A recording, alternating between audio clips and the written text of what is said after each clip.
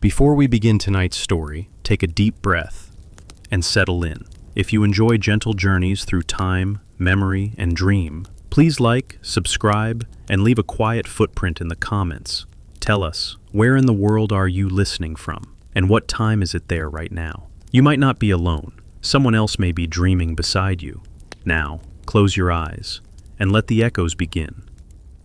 The moon that wrote back.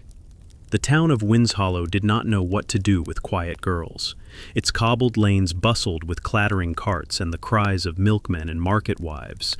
But down a narrow, hedge-lined path, on the edge of town, lived a girl no one watched, and a tree no one spoke of. Her name was Emmeline Grayweather, and at the age of 11, she was already a collector of silence. Her hair, the color of candle soot, was always tucked beneath a bonnet 2 sizes too large, and her hands were often stained with ink, soot, and rose petals, the unofficial tools of a lonely heart. She lived in a room just beneath the sloped roof of a boarding house that smelled of boiled linens and distant weeping. Her father, a former mapmaker turned lamplighter, had vanished 3 winters ago. He'd walked out beneath a silver moon and said, "I'll be back before your candle burns out, Button." The candle did burn out, and the moon kept shining. That's when Emmeline began to write letters to it. She chose her hiding place carefully, a great hollow oak tree in the field behind the orphanage wall.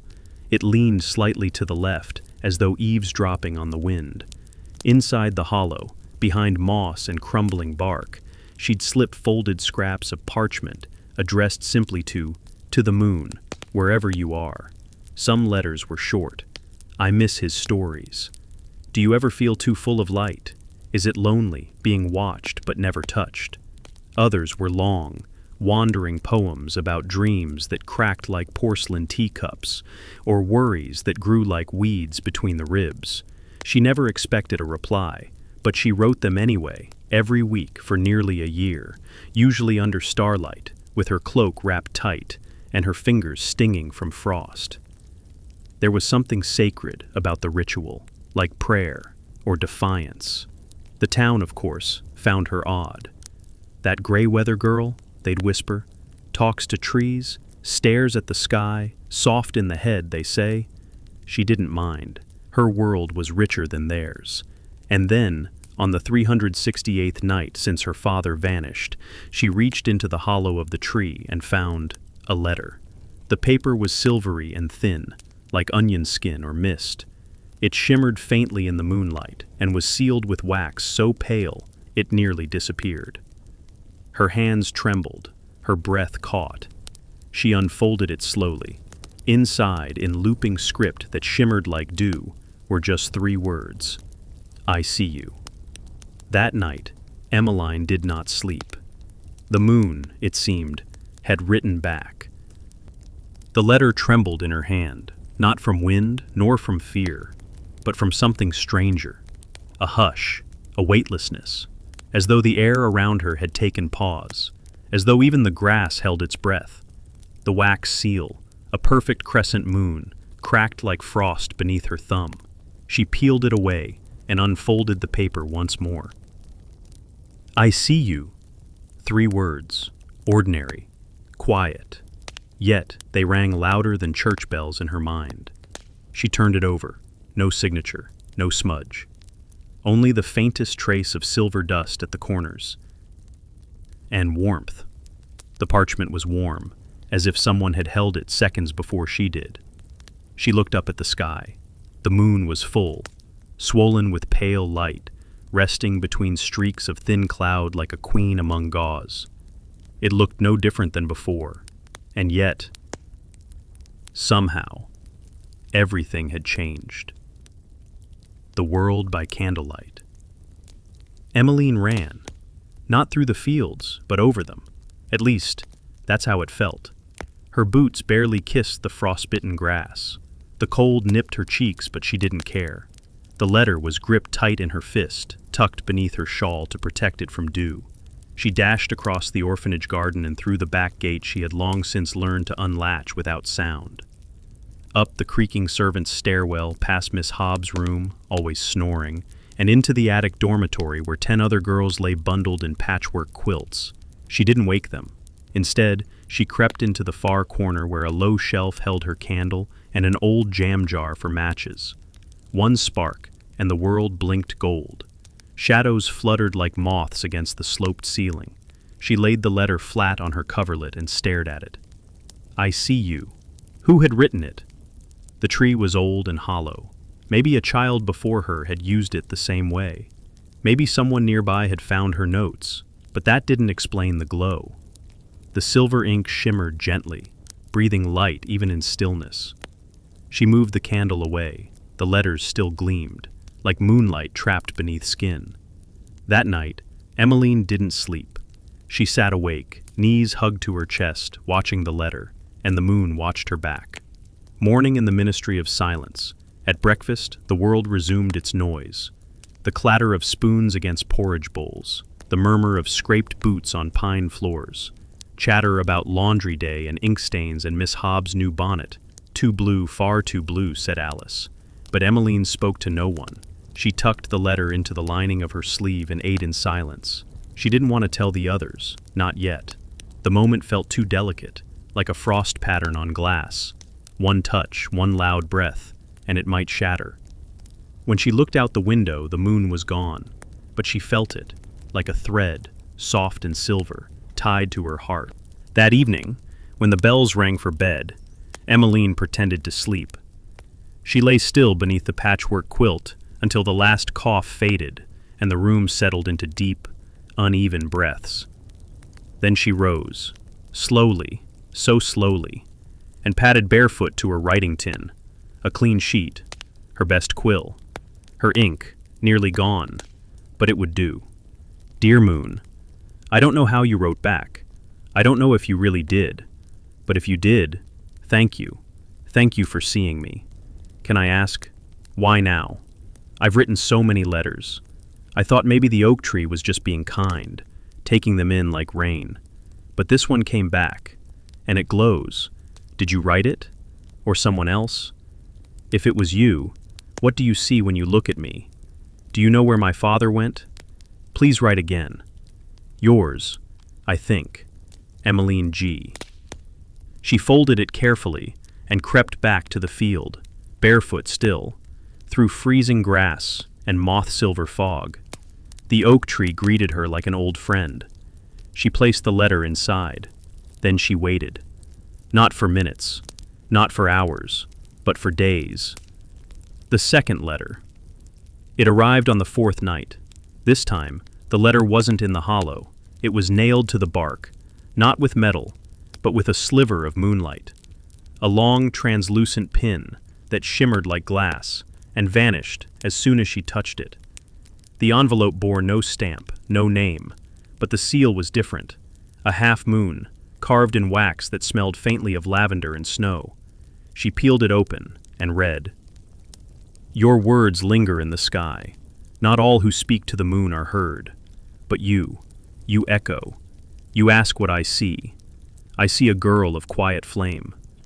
I see ink-stained hands and dreams with broken spines. I see a heart that keeps knocking even when no one answers. You do not imagine me. I imagine you. Keep writing. L." Emmeline pressed the paper to her lips. She didn't cry, not then, but something inside her shifted, something deep and aching and old. She wrote again that night, and the next, and every letter was answered. The Whisper Network. By the second week, Emmeline had a collection. 9 letters, each one unique, some long, some cryptic, some written in spirals or patterns of stars. She kept them in a box beneath her bed, wrapped in a scarf of her father's. The others began to notice. "Why do you sneak off at night?" asked Alice. "You've been humming," said Lottie. "You never hum." Even Miss Hobb raised an eyebrow at her sudden cheer. But Emmeline said nothing. She couldn't explain it, not without spoiling it, because with every letter, the moon began to reveal more. Not facts, not dates or names, but images. She began to sketch them. Her drawings were clumsy, but something about them felt right, real, as though the moon was trying to show her something just beyond memory. And then, one night, a letter said, "Are you ready to come closer? There is more beneath your story than even you recall, but to see it, you must leave the ground behind." The invitation. A month to the day after the first reply, Emmeline found a small box beneath the oak tree. It was made of silver wood, impossibly smooth, warm to the touch. Inside, a folded note and a pendant shaped like a teardrop of moonstone, glowing faintly blue. The note read, "This is the key, not to doors, but to memory. Wear it when you sleep, and listen for the staircase." Night came soft and without reason. No wind, no owl, only hush. And Emmeline, lying in her narrow bed with the moonstone pendant pressed gently to her chest, breathed slower, deeper, until her thoughts unspooled like ribbon into the dark. The dormitory faded, the weight of her wool blanket dissolved. She felt warmth, not the kind that comes from fire or fur, but the warmth of being seen, truly seen, from within. And then she heard it, a sound beneath sleep, like rain on glass, except upside down, like footsteps on stars. Tap, tap, tap, tap, tap. It echoed softly, rhythmically, from below her heartbeat, from somewhere behind her breath. She opened her eyes, but she wasn't in her bed. She stood barefoot in a place that wasn't a room, not really. There were no walls, no corners, just mist, like clouds that had forgotten how to fly. The air shimmered with a lavender light, and there, just beyond a hush of silver fog, stood a staircase. Not a dream staircase, not one made of melting cake or tangled books like in her childhood sleepfalls. No, this was real, in the way that music is real when you close your eyes.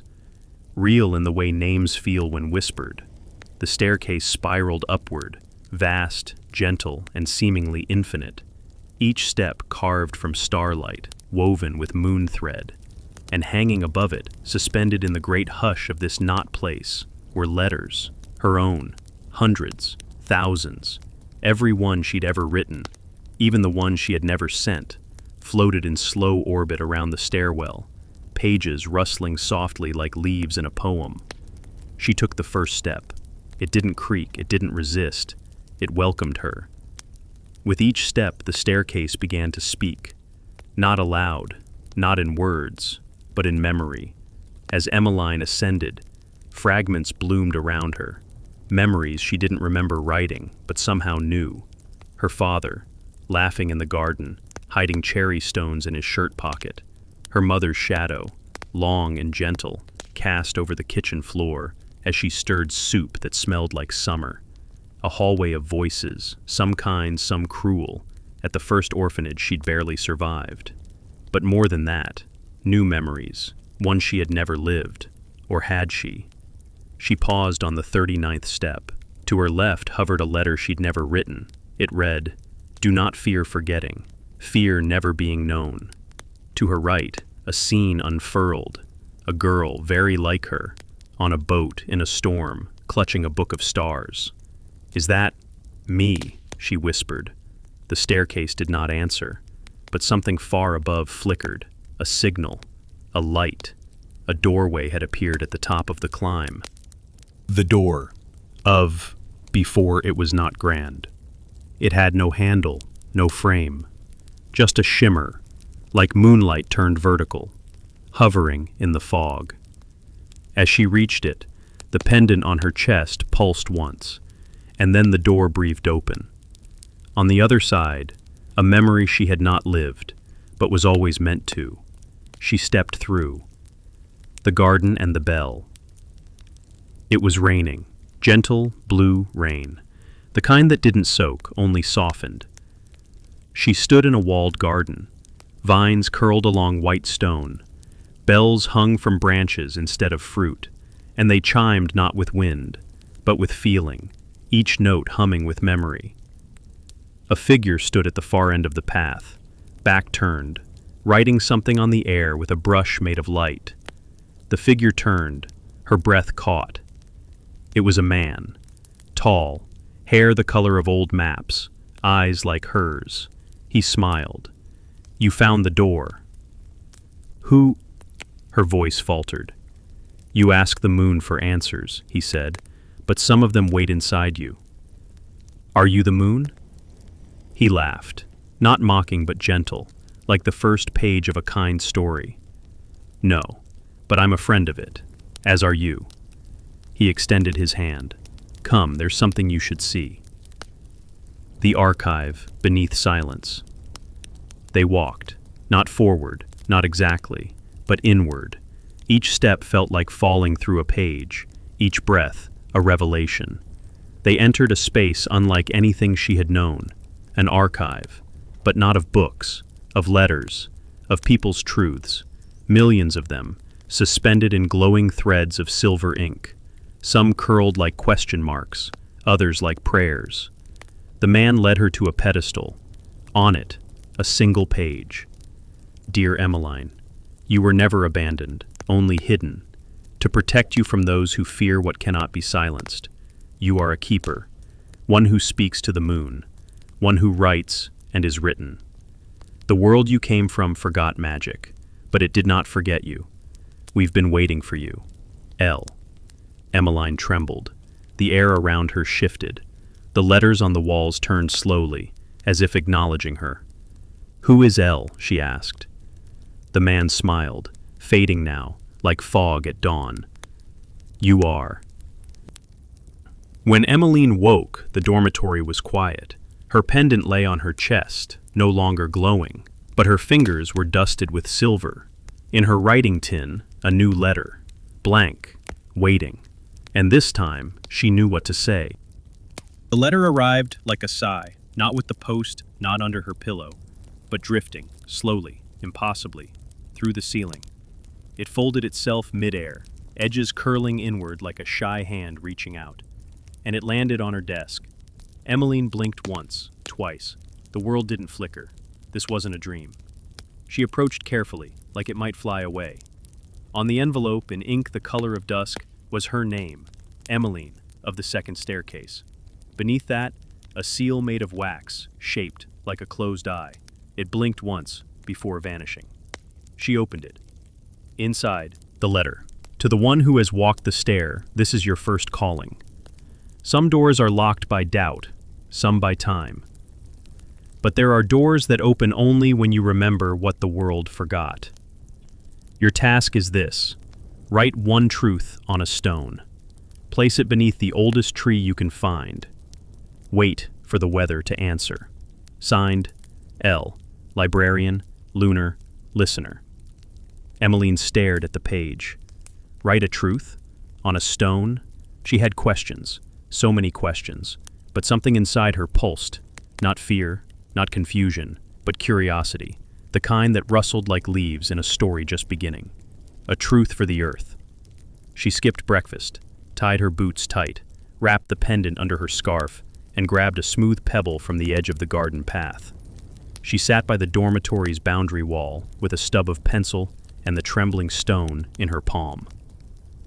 "What counts as a truth?" she whispered. And as if her heart replied, the words came, "I am not what they called me." She didn't write her name. She didn't need to. The stone hummed faintly as the graphite settled. Then she walked. The oldest tree. The grounds behind the orphanage were stitched with thickets and roots. But beyond the swings and the rusted fence lay a grove Emmeline had only heard about. The older children called it the backwood. The staff called it out of bounds. But she had always called it someday. Today was someday. She climbed through a gap in the fence, scraped her sleeve on a thorn, and stepped into a world that smelled like memory. There, in the middle of a circle of silence, stood the tree. Twisted, towering, its bark carved with secrets she couldn't yet read. She knelt, placed the stone at its base, and waited. At first, nothing. Then, a breeze. Not cold, not warm, just aware. Leaves rustled above. A low note rang out from deep within the tree, like a cello being played by thought. Then, rain. Only above her, soft, silver, silent, a single drop landed on the stone and bloomed. The stone split open, clean as a page. Inside, glowing softly, was a new letter, unwritten. She reached out, hesitated, then picked it up. As soon as her fingers touched it, ink bled onto the page. Second task, find the one who forgot their name.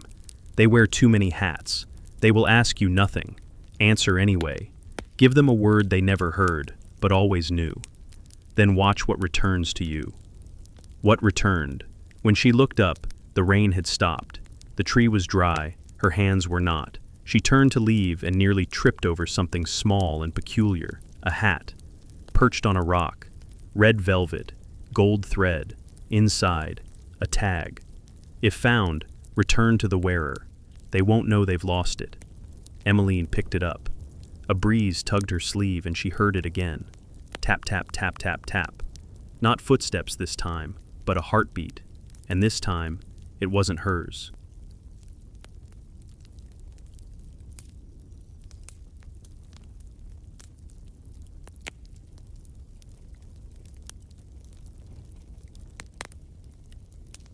When weather listens. At first, nothing. Then, a breeze. Not cold, not warm, just aware. Leaves rustled above. A low note rang out from deep within the tree, like a cello being played by thought. Then, rain. Only above her, soft, silver, silent, a single drop landed on the stone and bloomed. The stone split open, clean as a page. Inside, glowing softly, was a new letter, unwritten. She reached out, hesitated, then picked it up. As soon as her fingers touched it, ink bled onto the page. Second task, find the one who forgot their name. They wear too many hats. They will ask you nothing. Answer anyway. Give them a word they never heard, but always knew. Then watch what returns to you. What returned? When she looked up, the rain had stopped. The tree was dry, her hands were not. She turned to leave and nearly tripped over something small and peculiar, a hat. Perched on a rock, red velvet, gold thread, inside, a tag. If found, return to the wearer. They won't know they've lost it. Emmeline picked it up. A breeze tugged her sleeve and she heard it again. Tap, tap, tap, tap, tap.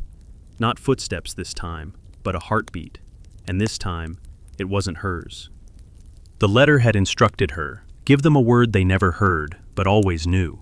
And so she took a breath, steadied her voice, and said it, rememberling. It wasn't a word she'd ever read in a book, but it arrived on her tongue fully formed, like a bird returning home. His breath caught.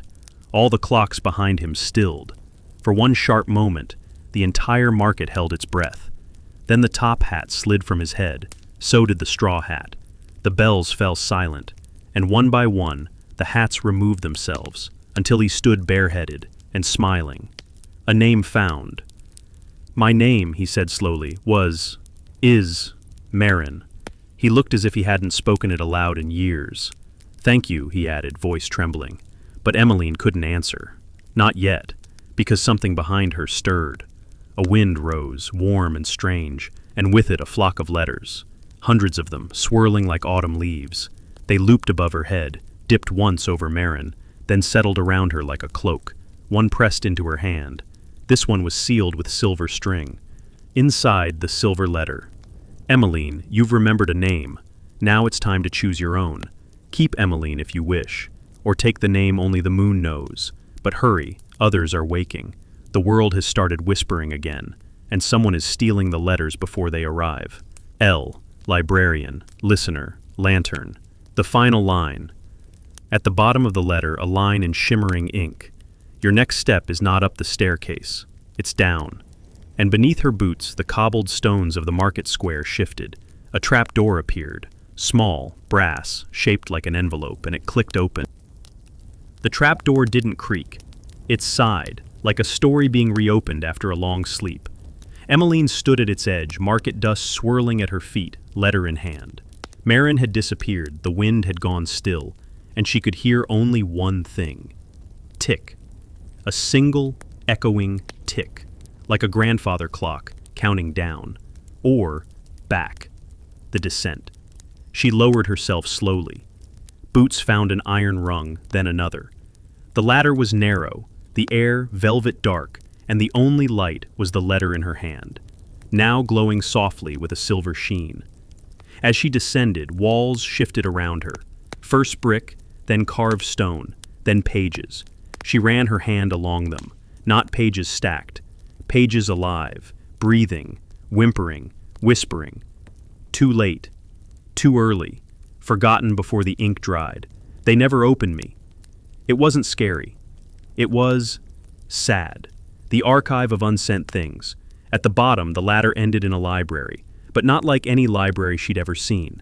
This one had shelves with no books, only floating letters, hovering and spinning, bumping gently into one another like forgotten fireflies. Some were blank, some sealed, some torn in half, others wept softly, or pulsed with red wax, or had never been opened because no one had ever dared to write them. On the far wall, a door, heavy, gold, and slightly ajar.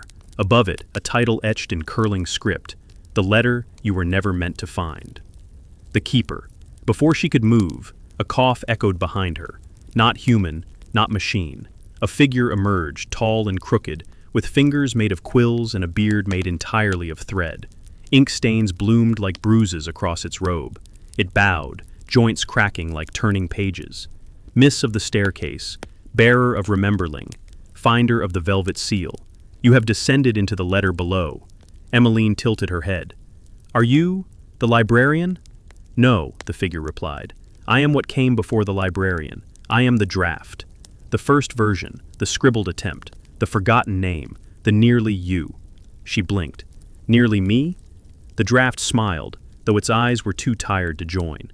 Every story writes itself more than once before it becomes true. You, little writer, are the current draft, but something is trying to edit you out. The floating envelopes flickered, one by one, and began to vanish, not fly away, not disintegrate, just cease, like the memory of a dream 2 seconds after waking. There is a thief, the draft said grimly, a letter eater. It moves through shadow. It doesn't want the letters read. It wants them unwritten. Why? Emmeline asked. Because forgotten stories leave the world hollow, and hollow worlds are easy to control. The choice. The draft raised a bony quill hand and held out a new envelope. It shimmered black, not silver, warm to the touch. This letter holds your next task, but unlike before, this one is cursed. Once you open it, the shadows will smell you. You'll be hunted, not just watched. Emmeline stared at it. Its seal looked like a keyhole. Behind it, she could feel a whisper. Open me, or lose the words forever. She reached out. When she opened the cursed letter, ink poured up her arm. Not ink from the letter, ink from somewhere deeper. It formed words on her skin. He was erased, but you remember him. Find him. His name was struck from paper, but not from stone. Go to the graveyard where no names remain. And just like that, the letter crumbled into dust made of vowels. The clock that wasn't ticking. The draft stepped back. You have made the choice. Suddenly, the entire archive tilted. Bookshelves groaned, pages screamed. A crack split the wall behind her. From that crack, something emerged. Not a creature, not a shape, a gap. A thing that was missing and hated you for noticing. It didn't walk. It didn't run. It unhappened its way toward her. Run, said the draft, already fading. The staircase of returned things. She didn't think. She turned and ran back to the ladder, but it was gone. In its place, a spiraling staircase made of recycled letters, turning themselves into steps just fast enough to keep her ahead of the gap. As she climbed, every step whispered a sentence. I wish I had said goodbye. She was more than her silence. Tell him I tried. Don't forget I was here. Emmeline reached the top, panting. The world above was still turning, but something had changed. What was waiting? At the edge of the trapdoor stood Marin. In one hand, a feather. In the other, a name she hadn't given him. I think you're going to need this, he said. She looked behind her. The gap had stopped, but only just. The sky changed first. It didn't darken. It quieted, the kind of quiet that made you wonder if something had been erased behind your back. Emmeline and Marin stood just beyond Greystone's outermost hedge, a place where maps ended and questions began. No one ever spoke of what lay there, but everyone knew. They called it the no-name ground. Not a graveyard exactly. Not sacred, not cursed, just forgotten. And that was worse. The fog that doesn't rise, it wasn't mist. It was memory, half asleep and clinging to the grass. Each step Emmeline took felt like she was stepping through someone else's unfinished thought. No tombstones, no plaques, just rocks, some arranged, some cracked in half, some shaped like sighs, others like slumped shoulders. "They're all buried with names," Marin whispered, walking beside her. "But the names were taken, not lost, taken." "By the gap?" she asked. He hesitated. "No," he said, "by those who fear remembering more than forgetting." The boy without a name. She didn't know how she knew where to walk, but her boots followed something. A tug from behind her ribs, past the wilted yew tree, past the cairn shaped like a teardrop, until she reached it, a grave with no marker at all, just soil that hadn't settled, though no one had touched it in years. "This is his," she said. "The erased boy," Marin murmured, "the one the letter spoke of." And before either could speak again, the earth beneath their feet shivered. A letter in the dirt. It wasn't buried, it was grown. A letter unfurled like a black flower, pushing out of the soil with trembling grace. Emmeline bent down, brushed it off, and unfolded it. The paper was warm. The words were not written, they were burnt in. "Dear, not anymore. They made me forget myself. They made the world forget me. But I remember you. You are the only memory they couldn't erase. If you're reading this, I am almost gone. Not just dead, not just buried, unthreaded. But if you say my name, aloud, I will return, even if only for a moment. You were always better at names than me, so please, say the one I never had a chance to carry. Love, H." The name she didn't know she knew. She read the letter again, and again. It didn't help. Nothing in her memory held the name. "I don't know it," she whispered. Marin knelt beside her. "But maybe you don't need to remember. Maybe you just need to write it." And then, the breeze, a warm one. It carried a smell she hadn't known she'd missed. Crushed mint, ink, the burnt edge of an old book. She closed her eyes, and the name arrived, the name Holland. The moment the word left her mouth, the sky exhaled. The soil cracked, not in ruin but in release. From it rose a shape, frail, blurred, like a child drawn in smoke and thread. He blinked. "You said it," he said softly. "You said me." She stepped forward. "I'm Emmeline." He smiled. "You were, but you're also not. Not always." She opened her mouth, but Holland shook his head. "No time. They're already coming." "Who's coming?" Marin backed away. "He means the collectors." "Collectors of what?" Emmeline asked. "Unsaid things. Things we meant to do. Things we meant to be. They gather them. They sell them back to the world. Wrong. Out of order." The air grew heavy. Somewhere far off a bell rang 3 times, but no one had pulled a rope. The parting. Holland reached into his chest, not painfully, like reaching into a pocket. He withdrew a piece of parchment. "This is your real letter," he said, "not the one they gave you." He pressed it into her hand, and with that, the wind took him. No scream, no pain, just a slow unraveling, like a ribbon returned to the spool. The real letter. Emmeline opened it. It wasn't ink, it was mirror. The words only appeared when her face touched the paper, and it read, "Your name was changed, your story rerouted.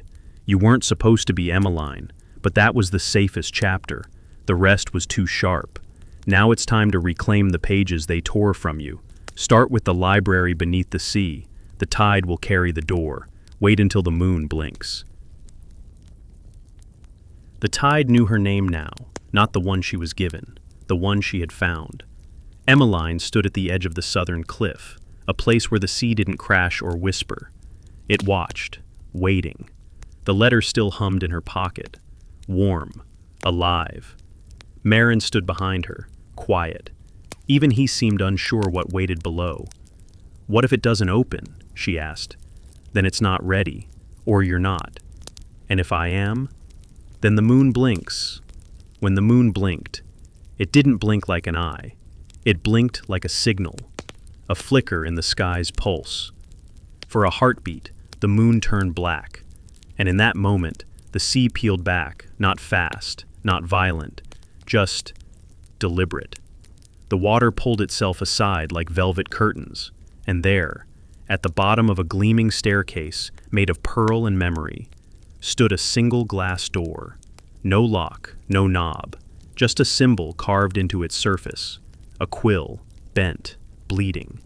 The descent. The steps didn't feel like steps, they felt like decisions. Each one pressed against her thoughts, weighing whether she was worth what waited below. Marin didn't follow. He couldn't. "This is your page," he said. "You're not coming? I can't read this part yet, but I'll be here when you return." She nodded, unsure if she'd ever see him again. The library. It wasn't a room. It was a drowned cathedral made of glass, coral, and spine bone. Shelves floated in the dark like constellations, the winding oven before him. And books, thousands, drifted slowly, each one tethered to a silver thread. But none of the books had titles. Instead, each had a mouth. They whispered as she passed. Not her. Almost her. Close. Too soon. Too late. She's here. Shh. The last whisper didn't come from a book. It came from the librarian. She wasn't old. She was unaged. Eyes like ink dripped on ice. Hair like torn pages still bleeding. "Name," the librarian said. "Emmeline." A pause. "Lie again, and this place will drown you." She said nothing. The librarian raised her hand. The books stopped whispering. "You were not written as Emmeline. That was a footnote, a safety net. Your real story is here, but it's out of order." A single book floated forward, black cover, gold edge, a single scratch where a title should be. "This is your real chapter," the librarian said. "It hasn't been read in 13 years. The chapter that was erased."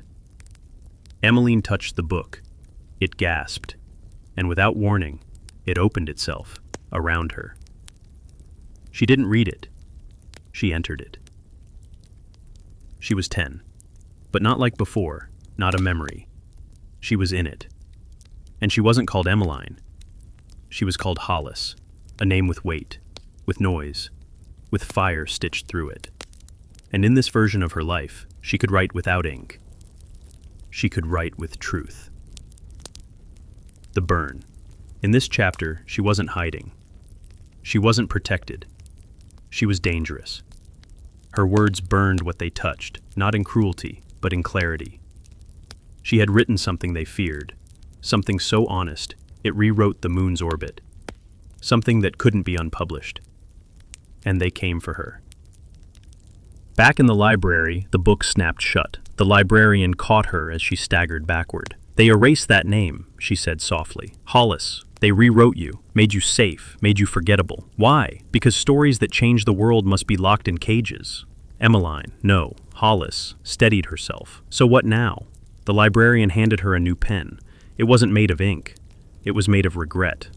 "Now you write yourself back, page by page, even if it hurts. What if I don't know how? You've already started." Leaving the library. The tide returned as quietly as it left. The glass door faded, and Marin was waiting. "Your name's different," he said. She nodded. "Yours might be too one day." He grinned. "Then I hope I forget it just to find it again." They turned. The sky no longer looked away, and somewhere in the night, the moon blinked again. Not in warning, in permission. The collector of unsaid things. The morning wasn't real, not like the ones before, the ones with mist and memory. This morning felt borrowed, like the world had woken up earlier than it should have. And someone, or something, was watching to see what Hollis would do with it, the warning in the wind. They camped by the river that night. Marin built the fire. Hollis stayed silent. The book, the real one, was in her satchel now, bound tight by threads of thought and shadow. It whispered if she got too close, but never in words, just feelings. "They're coming," Marin said finally. "How do you know?" "Because you're remembering, and that makes you a target. Who are they?" She didn't ask it aloud. She didn't have to. Marin reached into his coat and pulled out a coin. Not currency, not even metal.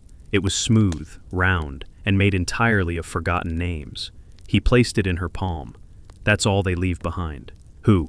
The collectors. The ones sent to find people like you. People who've begun to remember the wrong things. What do? They unwrite you.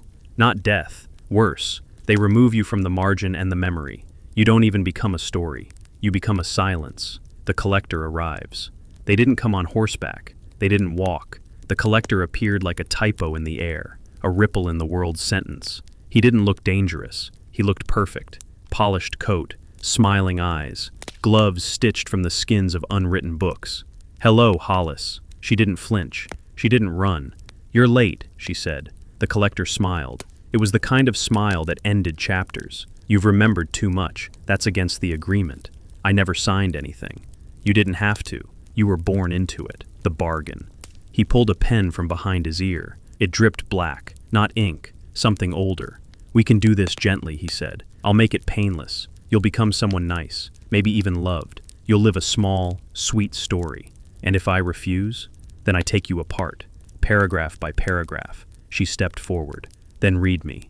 The collector blinked. Excuse me? You said you'd take me apart, but you haven't read me. So go on. Start with chapter 1. Read me. The air went still. He opened his mouth and froze, because something was wrong. He couldn't find her first sentence. It was missing, torn out, rewritten, guarded, by her. You changed your ink, he said softly. You're not writing with memory anymore. No. Then what? She held up her hand. The words crawled from her skin, glowing, shifting. Truth, grief, joy, defiance. I write with what you can't erase. What's that? Choice. The moon answers. The collector tried to move, to speak, to strike, but the moment cracked, because above them, the moon didn't blink this time.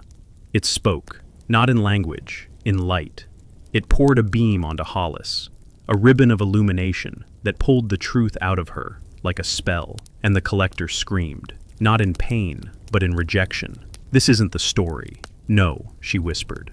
It's the rewrite. What was left? When the light faded, the collector was gone.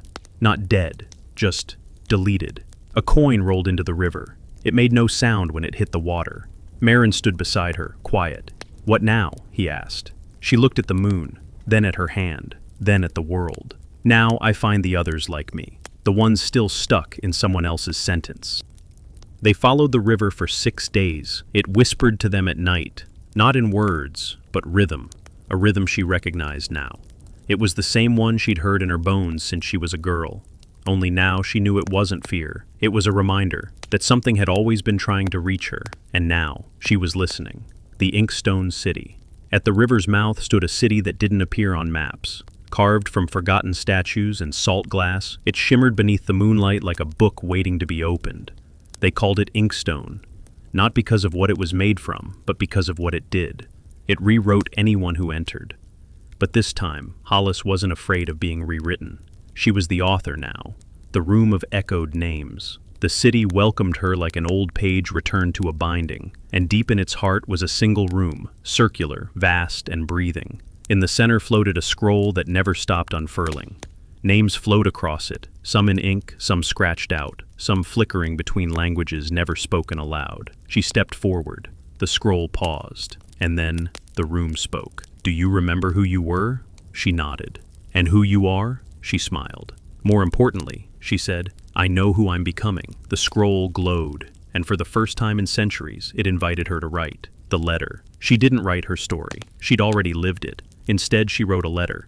To anyone. To everyone. To the ones still silent. Still erased. Still living lives that didn't fit. She wrote not with ink, but with the weight of every choice she'd made. It was short. It was simple, but it changed things. Here is what it said. If you're reading this, you've already started remembering. That ache in your chest, it's a sentence that never got finished. That flicker of fear before sleep, it's your mind trying to wake you. You are not broken. You were rewritten. And now you're the author. Write it back. Write it better. The moon is still listening. Marin stood beside her again as the scroll folded itself gently into the air. Think anyone will find it? He asked. They always do, she said. Eventually, the stars above began to rearrange, not by force, but invitation. She could feel it in her chest. Her story was no longer hiding, and neither was she. The moon blinked once, twice, then held its light, because some stories don't need to end, they just need to be told.